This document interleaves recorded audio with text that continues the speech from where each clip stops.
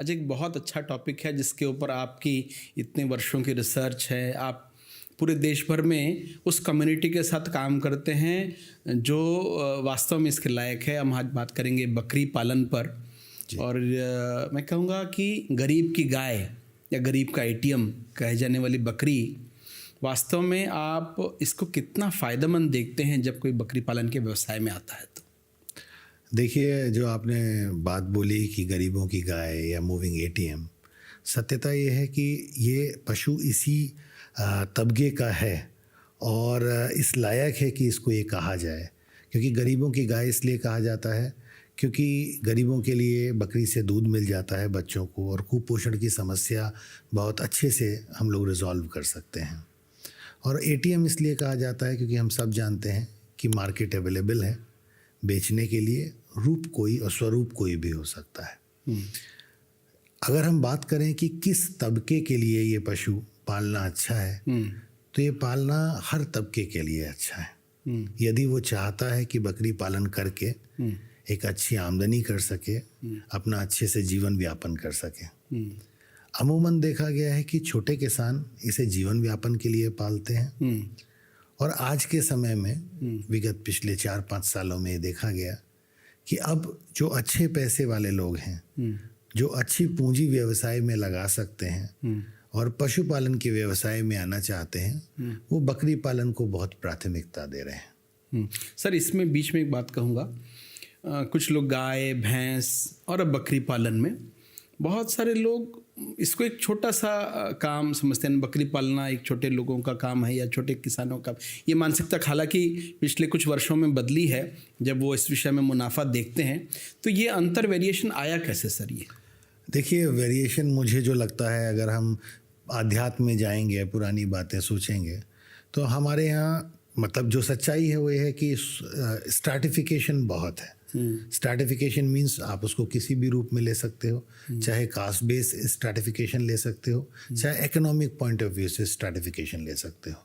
और गोट एक ऐसा पशु है, बकरी एक ऐसा पशु है जो गरीब भी पाल सकता है और अमीर भी पाल सकता है। गाय नहीं पलती।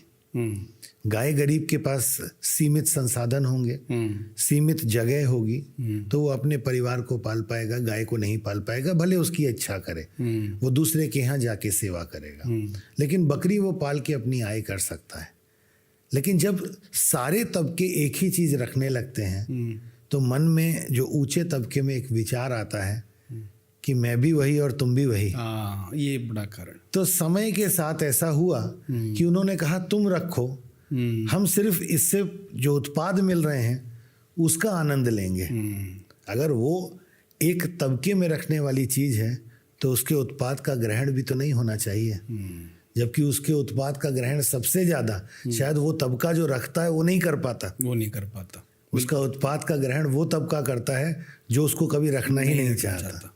तो ये शाश्वत सत्य है। बिल्कुल सर। अगर हम फाइनेंशियली बात करें, वैसे तो हम आज पूरा गणित समझेंगे कि बकरी पालन कहाँ से शुरू करें, क्या क्या करें।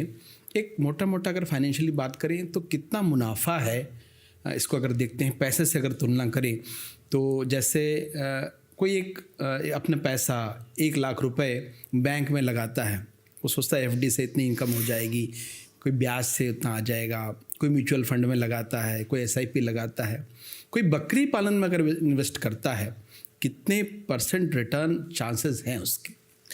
देखिए, ये बहुत महत्वपूर्ण प्रश्न है जिसकी वजह से आज लगभग 148 मिलियन गोट्स हैं हमारे देश में। लेकिन अगर आप ढूंढने जाओगे कि कितने व्यावसायिक बकरी पालन के फार्म हैं, तो वो बहुत सीमित हैं। और जो प्रश्न आपने पूछा ना, वो इसीलिए महत्वपूर्ण है कि किसान भाई को ये जानना जरूरी है कि हम जितना पैसा लागत लगा रहे हैं, हमें रिटर्न किस आधार पे मिलेगा। देखिए, पहले किसान को ये समझना जरूरी है कि वो मार्केटिंग कहाँ करने जा रहा है। क्योंकि गोट जो है ना, या बकरी जो है, उसके 2 मार्केट हैं। एक उसकी सुंदरता के बेसिस पे, और दूसरा अमूमन नॉर्मल बिकने के लिए जो उपयोग में आती है, खाद्य उपयोग में आती है। किसान को पहले ये निर्धारित करना पड़ेगा कि मेरा उद्देश्य क्या है बकरी को बेचने का। दूसरी चीज़, अमूमन किसान क्या सोचता है कि मैं आज बकरी लेके आऊँगा और मेरे को 1 साल बाद फ़ायदा होने लगेगा। देखिए, एक लेमैन लैंग्वेज में आपको समझाता हूँ, अगर मैं वयस्क बकरी भी लेके आता हूँ अपने घर पे, तो घर पे लाने के बाद 5 महीने का गर्भ होगा उसका, और जो मार्केटेबल एज होती है गोट की वो लगभग 9 महीने से लेकर 12 महीने तक की होती है। तो 5 और 12 17 मतलब 1.5 साल तो वैसे ही हो गया। जब आप ये सोच के चलोगे कि बकरी, जैसे आप बात करिए किसी से कि बकरी पालन में फ़ायदा कब से मिलेगा, तो कहेगा सब साल भर में फ़ायदा हो जाएगा, बच्चे देगी फ़ायदा हो जाएगा। हम उस डायरेक्शन में सोचते ही नहीं हैं, हम कैलकुलेटिव बनते ही नहीं। उसने कहा, हमने देखा बच्चा पैदा हुआ, ये जानते हैं बिकेगा, लेकिन वो कब बिकेगा, उसे कितने दिन खिलाना पड़ेगा, ये सारी स्टैट्स कैलकुलेट करने के बाद हम डिफाइन कर पाएंगे हमें कितना फ़ायदा होता है। आज की तारीख में हमारे देश में ऐसी नस्लें हैं जिनकी कीमत 2 लाख, 2.5 लाख, 3 लाख रुपए भी होती है ईद के समय में, एक बकरी की कीमत। ठीक है, जैसे मैं उदाहरण के तौर पे आपको बताता हूँ, 2 नस्लें, सोजत और जमुनापारी। सोजत और जमुनापारी, ये 2 नस्लें ऐसी हैं जो सफ़ेद हैं, और इसमें चूंकि हम अधिकांशतः किसान हमारा ये पॉडकास्ट सुनेंगे, हम देसी भाषा में उन्हें हंसा कहते हैं और साइंटिफिक लैंग्वेज में एल्बिनो एनिमल कहते हैं। उसके शरीर पे कोई सफ़ेद के अलावा कोई दाग नहीं होता। अच्छा। उसकी स्किन पिंक होती है, आंखें वाइट होती हैं। वो एनिमल आराम से आपका 3, 4, 5 लाख रुपए तक का भी बिकता है। सर, एक बकरी इतने तो गाय और भैंस आ जाती है इतने में। हाँ, ये हकीकत है। और जिसके पास होगा, अगर लोगों को पता लग जाए, दुर्भाग्य क्या है कि किसान उन बकरियों को रखता है लेकिन उसके पास मार्केट नहीं है। दूसरा सबसे बड़ा प्रॉब्लम देश में क्या है, अगर मैं आपसे कहता हूँ आपको बकरी पालन करना है, या आप मुझसे पूछने आते हो मुझे बकरी पालन करना है, मैं सभी किसान भाइयों के लिए कह रहा हूँ, तो क्या कहा जाता है, बकरी पालन का मतलब क्या है, जाओ अच्छे नस्ल की बकरी खरीद के लेके आओ, बच्चे पैदा कराओ, बड़े करो और बेच दो, डबल तुरंत, ये साल में 2 बकरी, 2 बार बच्चे होंगे, बेच दो। हकीकत क्या है कि हर एक आदमी, मतलब आप सारे किसानों के लिए, सारे पशुपालकों के लिए एक ही मॉडल नहीं दे सकते। तो हमें ज़रूरत है आज देश में, और किसान को ज़रूरत है अवेयर होने की कि हम कौन सा मॉडल अपनाएं। जैसे एक किसान जो गांव में रहता है और बकरी पालन, व्यावसायिक बकरी पालन करना चाहता है, आय करना चाहता है, उसे जानना चाहिए कि उसकी सीमाएं क्या हैं और उसकी बाध्यता क्या है, उसकी लिमिटेशन क्या है। जैसे गांव के किसान के पास प्लस क्या है, ज़मीन है, सस्ता खाना है क्योंकि गांव में, लेकिन उसके पास बाध्यता यह है कि वो जो उसकी मार्केटिंग करेगा उसके लिए मार्केट अवेलेबल नहीं है, तो वो आश्रित रहेगा बिचौलियों के ऊपर, और बिचौलिए अपना मार्जिन भी लेंगे तो किसान का मार्जिन कम हो जाएगा। तो उसे ऐसा मॉडल यूज़ करना चाहिए जिसमें कि उसकी लागत कम हो जाए संसाधनों को देखते हुए।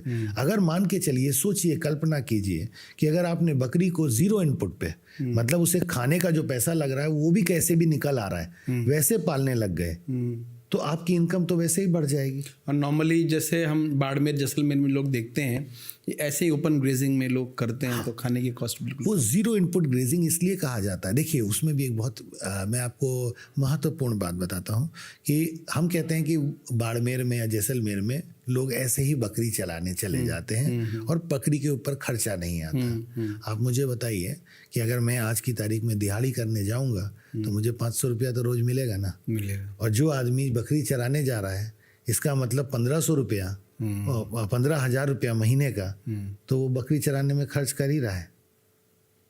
सोच, बिल्कुल।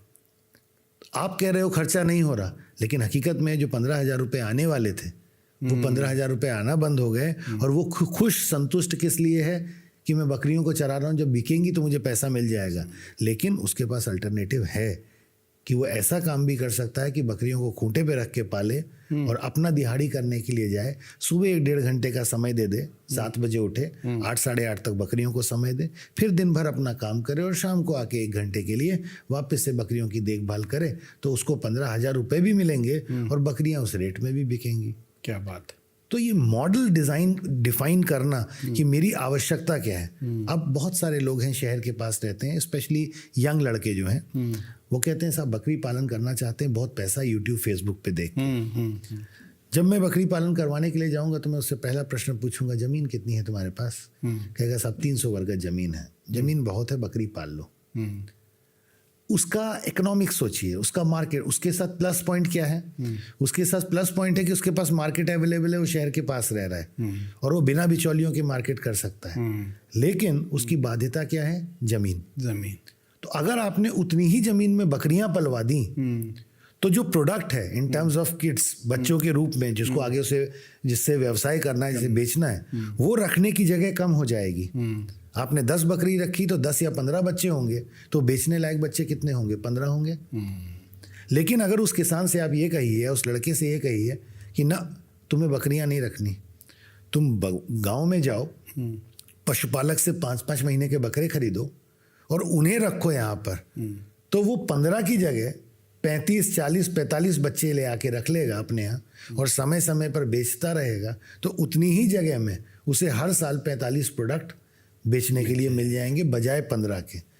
दूसरा, उसे ये नहीं देखना पड़ेगा मेरी बकरी गाभिन कब हो रही है, उसे बच्चा कब दिया। छोटे बच्चे का अपने तरीके से प्रबंधन करना है, बड़े का अपने तरीके से करना है। वो एक दिन दवा की वॉइल खोलेगा, सारे एक उम्र के बच्चे लगा देगा, एक ही तरीके का खाना देगा सबको, तो उसका प्रबंधन कितना आसान, ये बकरी पालन को सफल बनाता है। इस मॉडल पर हम चर्चा करेंगे सर कि कौन सा मॉडल कहाँ अप्लाई कर सकते हैं हम। तो सबसे पहले हम बात करते हैं कि नस्लें कौन कौन सी जो व्यावसायिक बकरी पालन पे आते हैं। सबसे पहले तो मुझे ये बताइए कि सर बकरी पालन तो लोग बहुत समय से कर रहे हैं, सामान्य बकरी पालन और वैज्ञानिक विधि से बकरी पालन जिसकी आज की ट्रेनिंग होती है, दोनों में क्या अंतर क्या है? अगर देसी भाषा में बताऊं तो वैज्ञानिक बकरी पालन उसे कहा जाता है जहां पर बकरी के बच्चे कम मरे, बकरियां कम मरे और जो संतान पैदा हुई है उसका ग्रोथ रेट अच्छा हो, फेकेंडिटी अच्छी हो और मिल्क यील्ड अच्छी हो। और इस उद्देश्य को पूरा करने के लिए जिस तरीके का प्रबंधन किसान को हम बताते हैं उसे आधुनिक बकरी पालन कहते हैं। बहुत अच्छा। हमें बकरी को चराने ले जाना चाहिए या नहीं ले जाना चाहिए, ये सारे विषय आधुनिक बकरी पालन में आते हैं। तो मेरा अपना मानना ये है कि आधुनिक बकरी पालन आज के समय में और ज़्यादा अनिवार्य हो गया है, क्योंकि आप जानते हो चाहे ह्यूमन पॉपुलेशन हो चाहे एनिमल पॉपुलेशन हो, बढ़ रही है। हमारे पास सीमित जगहें हैं जहाँ पर पशुओं को चराने ले जाया जाता है, बीमारी फैलने के चांसेस बहुत ज़्यादा होते हैं। तो हमारे लिए ज़रूरी है कि हम कुछ महत्वपूर्ण बातों को याद रखें और अगर उन बातों को हम मानते हैं, उन बातों को ध्यान में रखते हुए कोई भी पालन करते हैं, चाहे बकरी पालन हो, चाहे गौ सेवा हो या गौ पालन हो, तो निश्चित रूप से सफल होंगे। और इसीलिए ज़्यादा अहमियत दी जाती है कि हम आधुनिक रूप में जाएं। सर नस्लों की बात करें तो कौन कौन सी नस्ल व्यावसायिक बकरी पालन में करना चाहिए? देखिए, वैसे तो देश में अगर हम बात करते हैं तो लगभग 39 रजिस्टर्ड गोट की ब्रीड्स हैं। अगर हम देश को पूरे रूप में देखें कि बकरी कहाँ ज़्यादा पाई जाती हैं, तो जो सेंट्रल पार्ट है इंडिया का, starting from Gujarat up to West Bengal, ये जो सेंटर का बीच का पार्ट है, लगभग 80% से अधिक बकरियां इस एरिया में हैं। और उसमें भी अगर हम फोकस करते हैं तो हमारे पास नस्लें बहुत हैं, क्योंकि अगर हम हर नस्ल के विषय में चर्चा करेंगे तो लंबा समय निकल जाएगा। बट मोटे तौर पे मैं बताना चाहूँगा 3 तरह की नस्लें हैं, एक छोटे कद की, एक मध्यम कद की और एक बड़े कद की। जैसे छोटे कद की नस्ल जो है वो बंगाल गोट है, मध्यम कद की हम बात करते हैं तो बर्बरी है, और बड़े कद की बात करते हैं तो जमुनापारी, सिरोही, बीटल, जकराना, ये ब्रीड्स हैं। तो ये एक तरीके से अगर हम क्लासिफिकेशन करेंगे, और ये बहुत महत्वपूर्ण भी है क्योंकि फार्म की इकोनॉमिक्स ब्रीड सिलेक्शन के ऊपर बहुत ज़्यादा निर्भर होती है। 70 से 80% फार्म भारत में जो बंद होते हैं वो सिर्फ नस्ल का गलत चयन करने पे बंद होते हैं। किसान जो घाटे में जाता है वो नस्ल का गलत चयन करने पे जाता है। जैसे उसके पास, उसको मान के चलिए बकरी पालन शुरू करना है और मैंने उससे पूछा कि आप बकरी कहाँ बेचोगे, तो उसने बोला मुझसे कि मैं लोकल में बेचूंगा। और किसी पशु चिकित्सा अधिकारी या मेरे जैसे व्यक्ति ने उससे कहा कि तुम बड़ी नस्ल रख लो, तो वो सस्टेन नहीं कर पाएगा, क्योंकि उसको ये जानना पड़ेगा कि बड़ी नस्ल मैच्योर किस एज पे होती है, वो कितने बच्चे देती है। हम किसान के दिमाग में क्या होता है, बड़ी बकरी रखेंगे तो ज़्यादा भार लेगी तो ज़्यादा महंगी बिकेगी। लेकिन भैया मेरे, आपको ये भी जानना जरूरी है वो कितने समय में भार लेती है। उदाहरण के तौर पे अगर हम जमुनापारी की या बरबरी की इसकी बीटल की बात करते हैं तो लगभग 22 महीने के आसपास, 20 से 22 महीने। मैं 1-2 की बात नहीं कर रहा, मैं क्षेत्र में जो वास्तविकता है उसकी बात कर रहा हूँ। हाँ। लगभग 20-22 महीने लेती है पहली बार हीट में आने में, और बच्चा देने के बाद लगभग 3 से 4 महीने मिनिमम लेती है दोबारा से हीट में आने में। जबकि अगर छोटी नस्ल की हम बात करते हैं तो लगभग 11 महीने में हीट में आ जाती है। तो जब वो दूसरी बार हीट में आएगी तब तक ये छोटी नस्ल 3 बार बच्चे दे चुकी होगी। और किसान भाई को हमेशा याद रखना चाहिए, प्रकृति का नियम है, जितना पशु छोटा होगा उतना बीमारी या मरने की चांसेस ज़्यादा होंगे। मैं नेचुरल कंडीशन में कह रहा हूँ। हमने तो अपने घर में बकरी को रखना शुरू कर दिया तो that is artificial condition. Natural क्योंकि प्रे प्रेडेटर रिलेशनशिप की वजह से वो ज़्यादा प्रोन होंगे खाने के लिए। लेकिन उस चीज़ को हमें यूटिलाइज करना है अपने स्वार्थ के लिए, अपनी आमदनी के लिए, कि जितनी बकरी छोटी होगी उतने ज़्यादा बच्चे देगी, जितनी बकरी छोटी होगी उतनी जल्दी हीट में आएगी, जितनी बकरी छोटी होगी उसका बच्चा देने के बाद दोबारा हीट में आने का जो समय है वो कम होगा। तो अगर ज़्यादा बच्चे दे रही है, और हम जानते हैं कि आज की तारीख में क्षेत्र में 40-40% तक की किड मोर्टेलिटी है। आप कल्पना कीजिए, मैं किसान को भी कहता हूँ कल्पना करें कि 22 महीने तक तो उसने बकरी को पाला, 27वें महीने पे उसने बच्चा दिया और 28वें महीने पे वो बच्चा मर गया। तो उसको 5 महीने नए बच्चे के लिए और 4 महीने का गैप 9 महीने बाद दोबारा मिलेगा। लेकिन छोटी बकरी ने जो बच्चा दिया है, अगर उसने 3 बच्चे दिए हैं और उसमें से एक मर भी गया तो भी अभी फ़ायदा है, एक और मर गया तो नुकसान में नहीं है। मतलब 3 गुना अपने नुकसान को कम करने की प्रोबेबिलिटी छोटे पशु में बढ़ जाती है। और इसीलिए किसान फेल होता है, बड़ी बकरी रखता है, उत्पादन देर में मिलना शुरू होता है, और फिर उत्पादन में नुकसान होता है तो कहता है साहब बकरी पालना बेकार है, हमें नुकसान हो गया। ये बहुत अच्छी बात आपने कही कि बकरियों का चुनाव, हम नस्लों का चुनाव कैसे करें। डॉक्टर साहब, इसमें एक विषय आता है, बकरियां लोग मांस के लिए तो उत्पादन करते ही हैं, दूध का एक बड़ा मार्केट है, दूध की भी वैल्यू है। बकरी के दूध का व्यवसाय, इसको आप किस प्रकार से देखते हैं सर? देखिए, विदेशों में बकरी के दूध को बहुत महत्ता दी जाती है, लेकिन हमारे देश में दुर्भाग्य है कि जब आवश्यकता होती है तभी इसके दूध को महत्ता दी जाती है। जब कोई आप दिल्ली में प्रवास कर रहे हैं, हाँ। मुझे जो बताया लोगों ने कि 2000 से 3000 रुपए लीटर बकरी का दूध चिकनगुनिया डेंगू में मिलता है। भले ये मिथ हो, मैं कहता हूँ कि ये प्रूवन नहीं है। 400 रुपए से तो कम है भी नहीं। वो तो आज भी है, आप अमेज़ॉन खोलिए तो आपको 250 ml दूध 120 रुपए का मिल रहा है या 90 रुपए का मिल रहा है, तो आपकी बात सत्य हो गई। 300-350 तो नॉर्मल है। दूसरा, लोगों से कहते हैं चिकनगुनिया डेंगू में इट्स नॉट प्रूवन कि दूध फायदा हो रहा है। साइकोलॉजी बहुत बड़ी चीज़ होती है।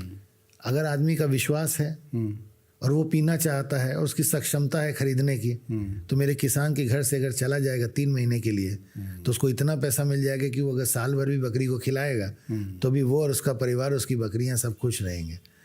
सो दूध बहुत अच्छा है, फ़ायदे हैं उसके, वो प्रूवन है। फ्लैट ग्लोब्यूल्स छोटे होते हैं, एब्जॉर्प्शन अच्छा होता है, लैक्टोज इंटॉलरेंस जिनके अंदर होती है उनके लिए बकरी के मींस इम्यून रिस्पॉन्स नहीं आते, सब चीज़ें हैं। लेकिन सत्यता यह प्रचलन में नहीं आ रहा। प्रचलन में किस कारण से नहीं आ रहा? क्योंकि हमारे यहाँ नेगेटिव सिलेक्शन की वजह से, या जिसको हम कहते हैं, आप लोग अच्छे बकरों को बेच के खराब से मीटिंग कराते हो और आप ये सोचते हो बच्चा तो उससे भी मिला था, बच्चा तो इससे भी मिला था। लेकिन हमें कभी कैलकुलेटिव नहीं बनते हैं। मार्केटिंग के समय या बिजनेस करते समय ग्रोथ रेट कम हो जाता है। ग्रोथ रेट ही कम नहीं होता, मिल्क यील्ड भी कम होता है।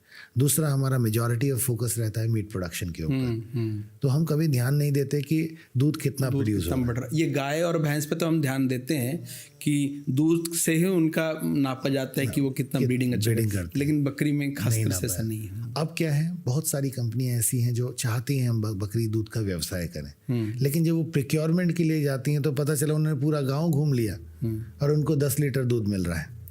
तो जो प्रिक्योरमेंट कॉस्ट है वो बहुत ज़्यादा हो जाती है, जिसकी वजह से मार्केटिंग नहीं हो पा रही। तो मेरा अपना कहना ये है कि, और अगर आप दूध को फूड प्रोडक्ट्स के लिए यूटिलाइज कर रहे हो गोट के, then also it's very good. बहुत सारे मैंने देखा हलवाई ऐसे हैं जो ये कहते हैं कि हमें बकरी का दूध चाहिए क्योंकि बकरी का दूध डालने पे मिठाई बहुत सॉफ्ट हो जाती है।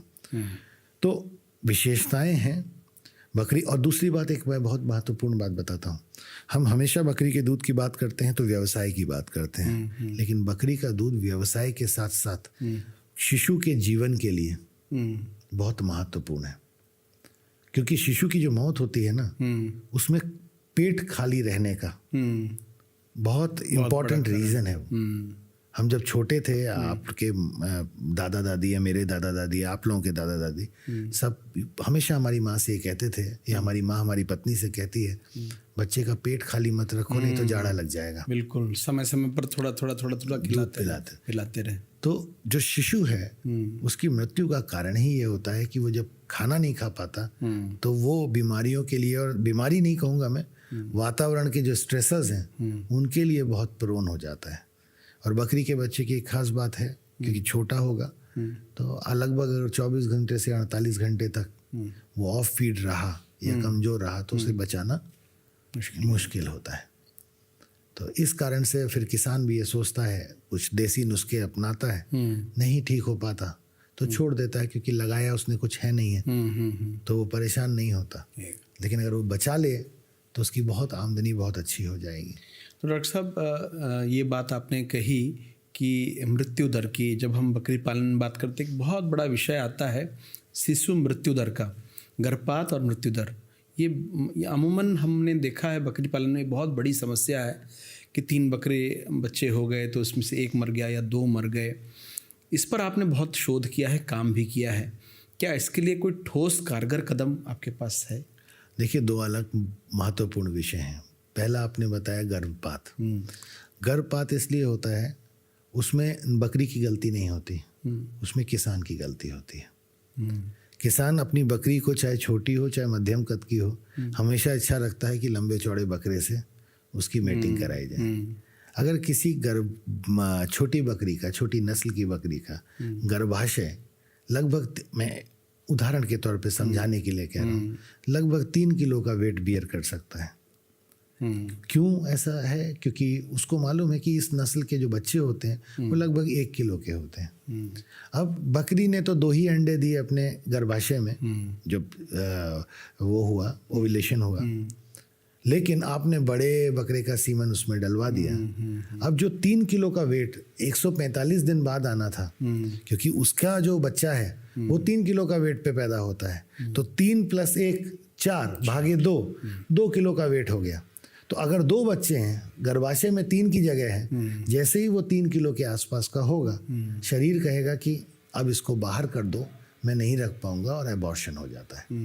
तो किसान को हमेशा ये याद रखना है कि जब भी चाहे नॉर्मल नेचुरल रूप में प्रजनन कराए, चाहे कृत्रिम गर्भाधान से कराए, नस्ल और बकरी के साइज को ध्यान में रख के तब मेटिंग कराए, तो उसका 80 से 90% जो गर्भपात की समस्या है वो ख़त्म हो जाएगी। दूसरा, ये ध्यान रखे कि जब पेट में एक भ्रूण बढ़ रहा होता है तो शरीर को पोषक तत्वों की अधिक आवश्यकता होती है। तो वैसे चाहे कुछ भी खिलाए, लेकिन स्पेशली जब लगभग 90 दिन से ऊपर, मतलब 3 महीने से ऊपर की प्रेगनेंसी हो जाए, तो थोड़ा मिनरल मिक्सचर और थोड़ा कंसंट्रेट जो प्रेग्नेंट बकरी है उसको अकेले में, क्योंकि सबके साथ रहेगी तो नहीं खा पाएगी, क्योंकि प्रेग्नेंट बकरी को मतलब नेचुरली ये होता है, वो भीड़ भाड़ ही अवॉइड करती है, और जो नॉन प्रेग्नेंट बकरी हैं वो एक्टिव होती हैं। तो उन प्रेग्नेंट बकरियों को अलग करके खिला देता है, तो मैं आपको एश्योर करता हूँ 80 से 90% जो ये है एबॉर्शन के चांसेस होते हैं वो कम हो जाएंगे। कि जैसे बकरी में आपने बात कही, हम मृत्यु दर पे आएंगे, सेम यही जो बात है हम गायों के भी देखते हैं। एक समय ऐसा आया, गीर गाय का प्रचलन बहुत बढ़ गया, तो लोगों ने अपने देसी जो छोटे कद की भी गाय है उस पर भी गीर के सीमन लगवाया, गीर सांड से क्रॉस करा। गीर का हाइट बहुत बड़ा होता है, अमूमन जो छोटी अपनी देसी नस्ल की गाय है छोटा होता। तो फलस्वरूप ये हुआ, जब बच्चा पैदा हुआ या तो मरा हुआ या प्रोलैप्स के कारण शिकायत ज़्यादा हुई। तो ये समस्या आप जो बता रहे हैं बकरी में गर्भपात का भी एक बड़ा कारण है। अब मृत्यु दर, शिशु मृत्यु दर की जब बात करते हैं, उसका कारण क्या रहता है? कारण तो आपने बताया कि खाली पेट है, हमने दूध सारा या तो बेच दिया या ये हुआ, तो उसको कैसे हम मोर्टेलिटी को कम कर सकते हैं? मैं आपको परिस्थितियाँ भी बताता हूँ, उसका निदान भी बताता हूँ। परिस्थिति यह है कि जो विनिंग एज कहते हैं, मतलब जब शिशु अपने से खाने लगता है तो लगभग 3.5 से 4 महीने की होती है अमूमन, जनरली। वैसे वेट के ऊपर डिपेंड करती है। हम कहते हैं 12 किलो के आसपास का जो बच्चा वेट ले ले तब माँ से अलग कर देना चाहिए, अन्यथा आप मोटे मोटे तौर पे 3.5 से 4 महीने पे बच्चा अपने आप खाने पे आ जाता है। अब जब तक वो खाने पे नहीं आया है तब तक जो मैंने लगभग 5,000 से ऊपर केसों को स्टडी किया, मैंने देखा कि जो बच्चे की मृत्यु होती है लगभग 5 दिन से लेकर 25 दिन तक निगेटिव एनर्जी बैलेंस की वजह से होती है। अच्छा, 5 से 25 दिन या महीना मान लीजिए, क्योंकि नस्लों का मीडियम स्मॉल लार्ज साइज अलग अलग होती हैं, +-5 रख लीजिए, 10 रख लीजिए। 1 महीने से लेकर लगभग 2-2.5 महीने तक सेकेंडरी इन्फेक्शन की वजह से होती है, और उसके बाद प्राइमरी इन्फेक्शन 3 महीने के आसपास बकरियों के बच्चों में लगना शुरू होता है। किसान भाइयों को समझना जरूरी है कि एक कारण होता क्या है। हुआ क्या, अगर एक बकरी ने बच्चा दिया उदाहरण के लिए, और वो 300 ml दूध दे रही है, उसने लगभग 2.5 किलो का बच्चा दिया, तो किसान जब बकरी के पास जाता है तो देखता है अरे बकरी अपने बच्चे को अच्छे से रख रही है, पहले दिन, दूसरे दिन, तीसरे दिन वो संतुष्ट हो जाता है कि माँ बच्चे आराम से रह लेंगे। लेकिन 15 दिन बाद या 10 दिन बाद जब बकरी का वेट 4 किलो 4.5 किलो पहुंचता है, बकरी का दूध 300 ग्राम ही रहता है। बच्चा कुछ और खा नहीं सकता क्योंकि वो पूर्णतः दूध पे आश्रित है। गायों में उल्टा है, गायों में हमने सिलेक्शन करके, और दूध बढ़ रहा है तो क्योंकि 25 दिन पर गाय पीक पे आती है तो दूध एकदम बढ़ाती है। हाँ, तो आप देखिए ना, हमने सिलेक्शन करके क्या कर दिया, बछड़ा अगर 27 किलो का पैदा हुआ है तो 10% के हिसाब से 2 किलो 700 ग्राम दूध की जरूरत है। गाय दे रही है 12 लीटर दूध। ये सिलेक्शन है। बकरी में हमने क्या किया, चूंकि हम मांस पे फोकस करते थे, हमने दूध पे ध्यान ही नहीं दिया। अब बकरियां अमूमन आप देखिए, किसी से पूछिए तो कहते हैं 300-400 लीटर ml दूध देती है। तो अब क्या हुआ, जब बच्चा 5 किलो का हो गया और दूध है 300 ग्राम, तो वो नेगेटिव एनर्जी बैलेंस में आने लग गया। बच्चा खड़ा नहीं हो पा रहा है, लड़खड़ा रहा है, और फिर डॉक्टर को बुलाया जाता है। उस समय उसकी दूध की रिक्वायरमेंट ज़्यादा है। तो नेगेटिव एनर्जी में आने में 48 घंटे तक वो भूखा रहता है, फिर दम तोड़ देता है। शरीर के जो हमारे मतलब बेसिक फिजियोलॉजी है वो खराब होती है और बच्चा मर जाता है। तो मेरा किसान भाइयों से ये कहना है कि जब भी अगर आपको कुछ नहीं है, आपके पास कोई संसाधन नहीं है, तो आप एक काम जरूर करें। अगर आपको लगता है बच्चा अच्छा है और मुझे बचाना है, तो आप नॉर्मल गाय का या बकरी का दूध लें, उसको थोड़ा उसमें मतलब 60 ml मान के चलिए दूध ले लिया, और 40 ml पानी मिला दिया, या 50 ml पानी 50 ml दूध ले लिया, और उसको 37 डिग्री पे गर्म करके इनिशियली 1 महीने तक कम से कम अपने बच्चों को पिलाएं। गाय का भी दूध पिला सकते हैं, लगभग 150 ग्राम के आसपास पर डे पिलाएं, और 20 दिन बाद 25-25 ml, जैसे 150 ग्राम का 150 ml का मतलब है सुबह दोपहर शाम पिला रहे हैं 50-50 ml, और उसके बाद 2 टाइम कर दें महीने भर बाद, और 50 की जगह 75 या 100 ml पिलाने लगे उसकी ग्रोथ के ऊपर। तो आप देखेंगे कि आपकी इतना सा काम करने पे ही आपकी मृत्यु दर में कम से कम 50% की कमी आ जाएगी।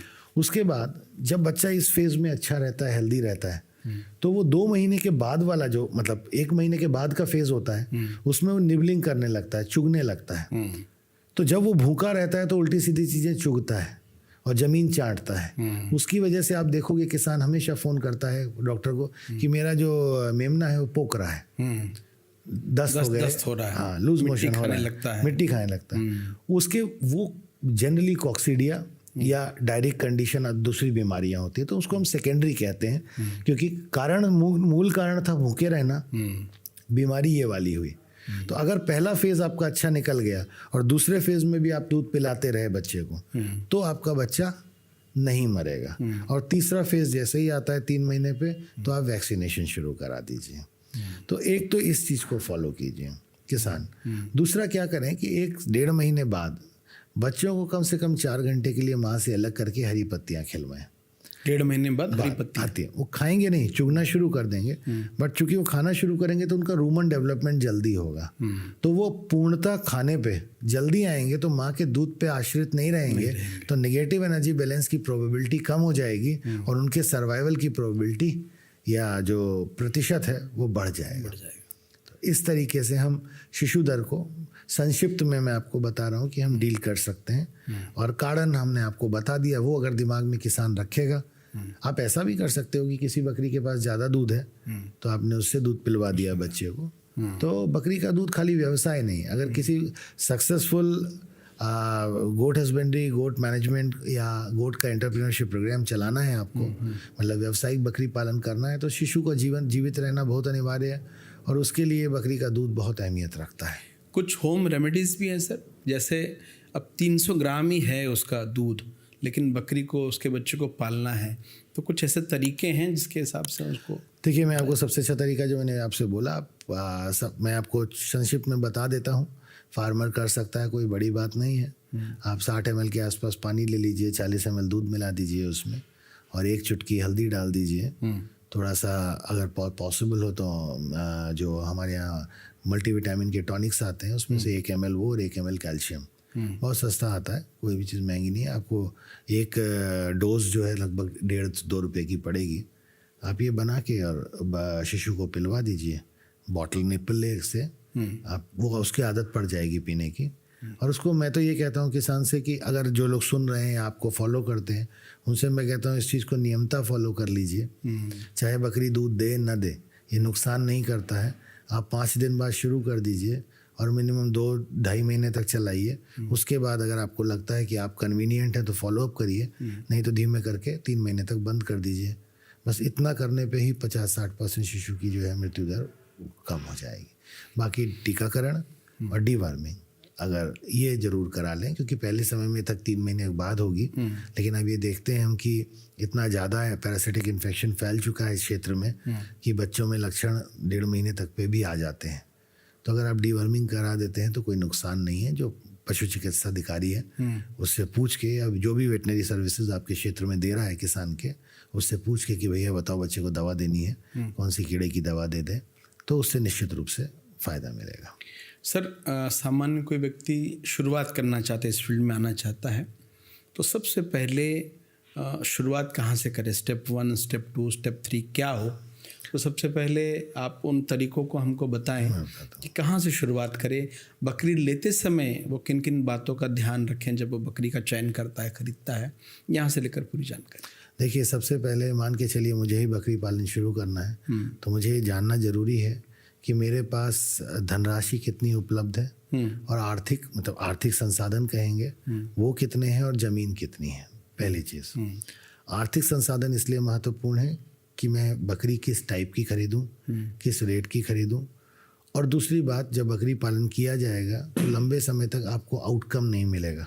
लगभग कितना पीरियड? देखिए, अगर आप ट्रेडिशनल बकरी पालन करते हैं कि बकरी खरीद के लेके आए, बच्चा पैदा कराया, बड़ा किया, तो लगभग कम से कम मान के चलिए 17 महीने से या 18 महीने से 22 महीने तक किसान को कुछ नहीं मिलेगा। जो भी मिलेगा उसके बाद मिलना शुरू। मतलब 2 साल एक मान के चलिए। हाँ, आपको पहले दिमाग में रख लेना है कि मेरी आमदनी आना जो शुरू होगी वो 2 साल पे होगी। 2 साल। कोई आपसे कहता है 1 साल में फ़ायदा मिलने लग जाएगा, एकदम गलत कहता है। तो 2 साल तो कम से कम उसको लगेंगे। अब मैंने अपने आर्थिक संसाधन और ज़मीन अवेलेबिलिटी सब कुछ देख लिया, रिसोर्सेज देख लिए। दूसरा इम्पोर्टेंट महत्वपूर्ण चीज़ है ब्रीड का चयन। अगर कोई लोकल मार्केटिंग के लिए मींस मीट पर्पस के लिए एनिमल खरीदना चाह रहा है तो मेरा रिकमेंडेशन है कि वो छोटी या मध्यम कद की बकरी खरीदे। और अगर उसके पास होल्डिंग कैपेसिटी है कि वो कहता है नहीं यार, मैं 2 साल 3 साल तक बच्चे पाल सकता हूँ और इकट्ठा ही बेचूंगा, जैसे ईद के आसपास बेचूंगा, तभी उसको बड़ी नस्ल का बकरा रखना चाहिए या बकरी रखनी चाहिए। उसके अलावा लोकल मार्केटिंग के लिए, मीट पर्पस के लिए बड़े जानवर नहीं बने हुए। दिमाग में आता है कि साहब वहाँ पर राजस्थान के जो पशु हैं, सिरोही है, बहुत ऊंची है, वो लोग भी तो पालते हैं मीट पर्पस के, वो 0 इनपुट कॉस्ट पे पालते हैं। ठीक है, उनके पास पीढ़ियों से पले चले आ रहे हैं और वो जंगलों में घुमाने ले जाते हैं। लेकिन अगर हम उत्तर प्रदेश की बात करते हैं या सेंट्रल इंडिया की बात करते हैं तो हमारे पास जंगल तो है ही नहीं, और खेत भी वो हैं जहाँ बकरी चरने जाती है वो कटे हुए खेत होते हैं, तो न्यूट्रिटिव वैल्यू 0 होती है। तो हमको ये ध्यान रखना है कि हम अगर कॉमर्शियल गोट फार्मिंग करने चाह रहे हैं, व्यावसायिक बकरी पालन, तो हम इंटेंसिव फीडिंग पे करेंगे। और किसान जितने भी वीडियो हैं खोल के देख लें यूट्यूब और व्हाट्सएप पे, जितने लोग भी अपना ऐड देते हैं, अपना फार्म दिखाते हैं, कोई भी ये नहीं कहता कि मैं अपनी बकरियां चराने ले जा रहा हूँ। आप जितने भी वीडियो देख लीजिए तो आप इससे समझ सकते हैं कि अगर कॉमर्शियल लेवल पे जाना है तो आपको इंटेंसिव फीडिंग पे, मतलब खूंटे पे बकरी को रख के पालना ही पड़ेगा। तीसरी इम्पॉर्टेंट बात यह है कि बकरी कहाँ से खरीदें और कैसे खरीदें, उसमें ध्यान रखिए। बकरी कभी एक क्षेत्र से मत खरीदिए। पशुपालक जाता है बकरी खरीदने के लिए, वो देखता है, कहता है यार यहाँ से बकरी मिल रही है। किसान के पास मान के चलिए मुझे 100 बकरी खरीदनी है, मैं आपके पास आया, मैंने कहा बकरी खरीदनी है, आपने मुझसे बोला कि बकरियाँ हैं मेरे पास, देख लो। मैंने कहा आपसे 40 बकरी ले लूँगा और आप मुझे क्या कहते हैं थोड़ी सस्ती लगा दो। फिर मैं उसी क्योंकि वो गढ़ है बकरी का, तो दूसरे के पास गया, फिर उससे खरीदी, तो मैंने एक ही गांव से 100 बकरी खरीद ली और खुश हो गया। लेकिन आप जेनेटिक वेरिएबिलिटी को रिड्यूस कर देते हो, जिस कारण से अभी पता नहीं लगता। क्योंकि किसान में जनरली क्या होता है कि या तो खुला हुआ बकरा होता है जिससे मीटिंग कराई जाती है, या किसी किसान के यहाँ अच्छा बकरा है तो उसी के बच्चों को दूसरा किसान भी ले लेता है। तो बेसिकली वो स्लोली इनब्रीडिंग को प्रमोट करता है। और आप क्या कर रहे हो, आप सारे एनिमल उसी के से ले आए, तो आपके हर्ड में भी इनब्रीडिंग रहेगी। हो सकता है एकदम से अपना विकराल रूप दिखा दे और आपके बच्चे मरने लगे, कमज़ोर हो, बढ़ोतरी दर कम हो, या धीमे धीमे करके बढ़ोतरी दर कम होना शुरू हो। तो जब भी बकरी खरीदिए एक एरिया चिन्हित कीजिए कि यहाँ से बकरी इसमें ये बकरी की नस्ल पाई जाती है। उदाहरण के तौर पे बर्बरी है तो बर्बरी आगरा भी पाई जाती है, इटावा भी पाई जाती है, अलीगढ़ पाई जाती है, मथुरा पाई जाती है। मुझे 100 खरीदनी है तो मैं 4 जगह से अगर 25-25 खरीद लूँगा तो मेरे पास जेनेटिक वेरिएबिलिटी बनी रहेगी, तो इनब्रीडिंग के चांसेस नहीं रहेंगे। जब सर इसी में मैं एक बात पूछना चाहूँगा, एक नस्ल की आपने बोला 4 जगह से खरीदो, इसमें एक विषय ये है कि एक ही नस्ल की रखें या अलग अलग रखें, नस्ल भी अलग अलग रखने हैं या एक ही नस्ल रखना? ये मत करिए कि अलग अलग नस्ल रखिए, क्योंकि हर की अपनी फिजियोलॉजी होती है, अपनी रिक्वायरमेंट्स होता है, अपना बिहेवियर कैरेक्टरिस्टिक होते हैं। तो आप ऑब्जेक्टिविटी के हिसाब से जो भी रखिए एक ही नस्ल रखिए, एक ही नस्ल, मल्टीपल मत रखिए। और जैसे ये ज़रूर कर सकते हैं आप, किसान चाहें तो कि 2, 4, 5 अच्छे बकरे ऊंची नस्ल के रख लिए, तो आमदनी छोटी नस्ल से हो रही है, उनको तैयार करते रहे और बेच दिया। बट ज़्यादा संख्या में 2 नस्ल रखेंगे तो समस्या रहती है। तो एक चीज़ तो ये, और दूसरा एक महत्वपूर्ण बात है, जब किसान जाता है ना बकरी खरीदने के लिए, तो जो ओनर होता है, मतलब जो मूल बकरी का जिसके यहाँ पली बड़ी होती है, उससे ज़रूर पूछे कि आप कुछ विशेष तो नहीं करते बकरियों के साथ। जैसे मैं आपको बताता हूँ, राजस्थान में सिरोही की हम बात करते हैं, तो सिरोही की बकरियां जब जाती हैं, लौट के आती हैं, तो उनको पानी में गुड़ मिला के दिया जाता है। अब आप बकरी खरीद के लेके आए, आपने ये चीज़ पूछी नहीं, आपके यहाँ बकरी उतरी थकी हुई है और आपने उसको पानी दिया, उसने पानी पिया, उसमें गुड़ का स्वाद ही नहीं आया, पानी छोड़ देगी। थकी वैसे, नया घर है, नया हाउसिंग सिस्टम है, और फिर किसान कहता है कि मेरी बकरी लाया तो अच्छी थी, बीमार पड़ गई। और आप अधिकांशतः किसानों को देखोगे जो बकरी लेके जाते हैं, उनकी बकरी 24 से 48 घंटे बाद बीमार होना शुरू हो जाती है। तो हमेशा याद रखना चाहिए किसी पशुपालक को कि हमें क्या चीज़ महत्वपूर्ण है या विशेष है जो किसान कर रहा है, किस रूप में अपनी बकरियों को खाना दे रहा है। कम से कम लाने के बाद बकरी को, जब तक वो अपने नए घर से वाकिफ़ ना हो जाए, आपको उसी का खाना साथ लेके आना चाहिए और वही परंपरा तरीके से पालना चाहिए, और धीमे धीमे उसके अंदर बदलाव लाने चाहिए जिससे उसके ऊपर स्ट्रेस ना पड़े। और किसान ऐसा करेगा ना, तो जो ये शिकायत करता है कि मैं बकरी लेके आया था, 100 बची 15, बची 20, मरेंगी, लेकिन फिर वो ये कहेगा लाया 100 मरी 15, 85 बच गई। बहुत अच्छा। तो ये ध्यान रखना है। उम्र का ध्यान रखना चाहिए, किस उम्र की बकरियों को लेके आ रहे हैं। फिर बकरियों को लाने के बाद सीधे अपने मुख्य बाड़े में मत रखिए, पहले उसको क्वारंटाइन कराइए या उसका टीकाकरण कीजिए, उसके डिवर्मिंग कराइए, जो परिजीवी होते हैं उनको ख़त्म कीजिए, और फिर मुख्य परिसर में लेके जाइए बकरी को। सर लाने में एक बात और पूछनी है इसमें, कई बार लोग बोलते हैं कि छोटे छोटे बच्चे लेकर आ जाओ, वो सस्ता पड़ता है। तो आपने एक साथ जो है ना 20 छोटे छोटे बच्चे लेकर आए, उनका पाला और उनको बड़ा किया। कई बार बोलते हैं नहीं एक साथ छोटे बच्चे मत लाओ, कुछ मिक्स लेकर आओ, कुछ बड़े भी कुछ छोटे भी। तो इसमें किसान क्या करे एक साथ? देखिए, अगर आप जनरेशन टू जनरेशन मल्टीप्लिकेशन नहीं कराना चाहते हो। जैसे आप खाली ब्रॉयलर गोट प्रोडक्शन के लिए मेल किड्स खरीद के लेके आ रहे हो, तो आपको मेल खरीद के लेके आ रहे हो तो आप मेल किड्स लेके आओ, कोई इशू नहीं है। बट अगर आप उनसे अपने फार्म पे प्रजनन कराना चाह रहे हो तो बकरी के अंदर 3 ट्रेट्स हैं, ज़्यादा दूध देने की क्षमता, ज़्यादा बच्चे देने की क्षमता और अच्छी बढ़ोतरी दर।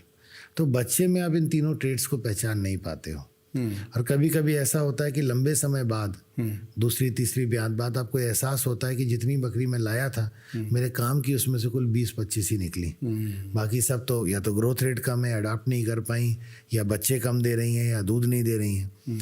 तो मेरा अपना किसान भाइयों से सुझाव ये है कि आप 2 या 3 उम्र की बकरियां लेके आएँ, एक छोटे, एक मध्यम और एक बड़ी। बड़ी का फ़ायदा ये है जो दिख रही है वो होगी, तो आप अगर अच्छी ले आएंगे तो उनके बच्चे, भले आप उनसे 2 ब्यात लेके बेच दें उनको, लेकिन उनसे जो बच्चे आएंगे वो अच्छी उत्पादकता के होंगे। तो आपका जेनेटिक इम्प्रूवमेंट प्रोग्राम जल्दी चलने लगेगा। और कभी भी ये नहीं सोचना चाहिए कि 3 से 5 साल की बकरी बूढ़ी बकरी है, क्योंकि बकरी 8 से 10 ब्यात बच्चे देती है और 3 से 5 साल की बकरी तीसरी या चौथी ब्यात की होती है। तो इसका मतलब 4 से 5 ब्यात आप उससे बच्चे ले सकते हो। और दूसरी चीज़, तीसरी ब्यात की बकरी या 3 साल 5 साल की बकरी जो दिख रही होगी सारे लक्षण दिखा देगी, तो वो आपके लिए अच्छा है।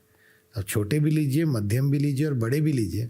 जैसे अगर मध्यम या छोटे में से कुछ भी खराब हो या आपके अनुरूप ना निकले, तो आपके पास जो आपने अच्छी बकरियां ली हैं उनके बच्चों को आप उनसे रिप्लेस कर सको और आपका झुंड की संख्या अच्छी बकरियों की उतनी बनी रहे और दिन प्रतिदिन इम्प्रूवमेंट होता रहे आपका। सर, अब शेड की बात करते हैं। जब हम कमर्शियल गोट फार्मिंग में चलते हैं तो शेड का डिज़ाइन कैसा हो, क्योंकि ये बहुत चल रहा है कि किस प्रकार से शेड कितना महंगा कितना सस्ता बनाएं। और इसके साथ ही मैं एक सवाल पूछूंगा, कुछ लोग इंटीग्रेटेड फार्मिंग में भी चलते हैं, बकरी के साथ मुर्गा पालन भी करते हैं, तो ये दोनों विषय पर थोड़ा सा फोकस करते हुए बताएं। देखिए, जहाँ तक शेड की बात है, जहाँ बरसात ज़्यादा होती है वहाँ एलिवेटेड शेड यूज़ करने चाहिए, लेकिन जहाँ बरसात नहीं होती है वहाँ एलिवेटेड शेड बनाने की कोई ज़रूरत नहीं है, क्योंकि एक तो बनाने में कॉस्टिंग ज़्यादा आती है और फिर मेंटेनेंस की कॉस्टिंग ज़्यादा आती है। और मेरा व्यक्तिगत मानना अपना ये है कि जैसे समझाने के लिए बता रहा हूँ, आप शुरू से पंखे में रहिए तो आपको एसी का एहसास ही नहीं है, तो आप पंखे में ही खुश हैं। आप एसी में रहने लग जाइए तो पंखे में नहीं रह सकते हैं। तो ये पशु हैं, ये विषम परिस्थितियों के लिए बने हुए हैं, तो इन्हें कोई प्रॉब्लम नहीं है। 2-3 चीज़ों का ध्यान रखना चाहिए। एक, जो भी शेड बनवा रहे हैं वो वेंटिलेटेड हो। दूसरा, पशुओं को खाने पीने की व्यवस्था अच्छी हो वहाँ पर। अगर आपने इन दोनों चीज़ों का ध्यान दे दिया, कंफर्ट बकरी के लिए कुछ नहीं है, प्रॉपर वेंटिलेशन। अब शेड है, ठंड है, सीधी हवा आ रही है तो बकरी बीमार पड़ेगी। लेकिन अगर वेंटिलेशन प्रॉपर है और आपके पास ऐसे ऑप्शंस हैं जिनसे आप सीधी हवा रोक सकते हो, गर्माहट बनी हुई है शेड के अंदर, तो कोई बुराई नहीं है। और मैं किसान से ये भी कहूँगा कि किसान को बहुत ज़्यादा पैसा शेड में, इन चीज़ों में, छोटे किसानों को नहीं लगाना चाहिए। उनको ये देखना चाहिए कि आप, जो मैंने आपको 2 चीज़ें बताई, कि उन बकरियों के लिए आरामदायक शेड